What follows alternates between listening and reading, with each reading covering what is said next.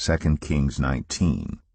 When King Hezekiah heard this, he tore his clothes and put on sackcloth and went into the temple of the Lord. He sent Eliakim the palace administrator, Shebna the secretary, and the leading priests, all wearing sackcloth, to the prophet Isaiah, son of Amoz. They told him, "This is what Hezekiah says. This day is a day of distress and rebuke and disgrace, as when children come to the moment of birth, and there is no strength to deliver them. It may be that the Lord your God will hear all the words of the field commander, whom his master the king of Assyria has sent to ridicule the living God, and that he will rebuke him for the words the Lord your God has heard. Therefore pray for the remnant that still survives." When King Hezekiah's officials came to Isaiah, Isaiah said to them, "Tell your master, this is what the Lord says. Do not be afraid of what you have heard, those words with which the underlings of the king of Assyria have blasphemed me. Listen, when he hears a certain report, I will make him want to return to his own country, and there I will have him cut down with the sword."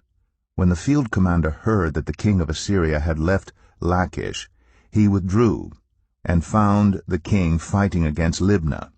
Now Sennacherib received a report that Tirhakah, the king of Cush, was marching out to fight against him. So he again sent messengers to Hezekiah with this word, "Say to Hezekiah, king of Judah, do not let the God you depend on deceive you when he says, 'Jerusalem will not be given into the hands of the king of Assyria.' Surely you have heard what the kings of Assyria have done to all the countries, destroying them completely.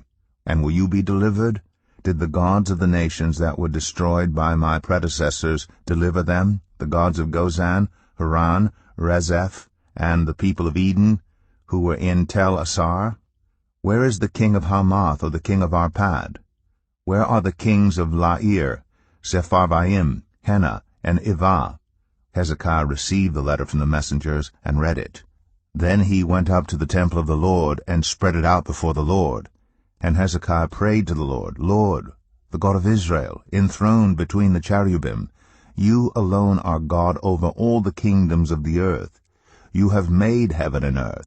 Give ear, Lord, and hear. Open your eyes, Lord, and see. Listen to the words Sennacherib has sent to ridicule the living God. It is true, Lord, that the Assyrian kings have laid waste these nations and their lands. They have thrown their gods into the fire and destroyed them, for they were not gods, but only wood and stone, fashioned by human hands. Now, Lord our God, deliver us from his hand, so that all the kingdoms of the earth may know that you alone, Lord, are God." Then Isaiah son of Amoz sent a message to Hezekiah. "This is what the Lord, the God of Israel, says. I have heard your prayer concerning Sennacherib, king of Assyria. This is the word that the Lord has spoken against him. Virgin daughter Zion despises you and mocks you. Daughter Jerusalem tosses her head as you flee. Who is it you have ridiculed and blasphemed? Against whom have you raised your voice and lifted your eyes in pride? Against the Holy One of Israel. By your messengers you have ridiculed the Lord. And you have said, 'With my many chariots I have ascended the heights of the mountains, the utmost heights of Lebanon. I have cut down its tallest cedars, the choicest of its junipers. I have reached its remotest parts, the finest of its forests. I have dug wells in foreign lands, and drunk the water there. With the soles of my feet I have dried up all the streams of Egypt. Have you not heard? Long ago I ordained it. In days of old I planned it. Now I have brought it to pass, that you have turned fortified cities into piles of stone. Their people, drained of power, are dismayed and put to shame.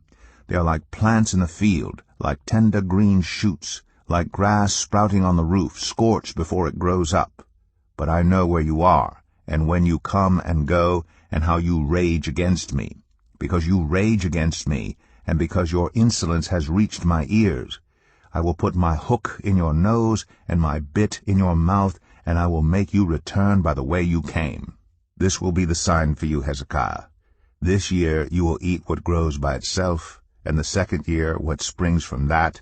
But in the third year sow and reap, plant vineyards, and eat their fruit. Once more a remnant of the kingdom of Judah will take root below and bear fruit above. For out of Jerusalem will come a remnant, and out of Mount Zion a band of survivors. The zeal of the Lord Almighty will accomplish this. Therefore this is what the Lord says concerning the king of Assyria. He will not enter this city, or shoot an arrow here. He will not come before it with shield or build a siege ramp against it. By the way that he came he will return. He will not enter this city, declares the Lord. I will defend this city and save it, for my sake and for the sake of David my servant.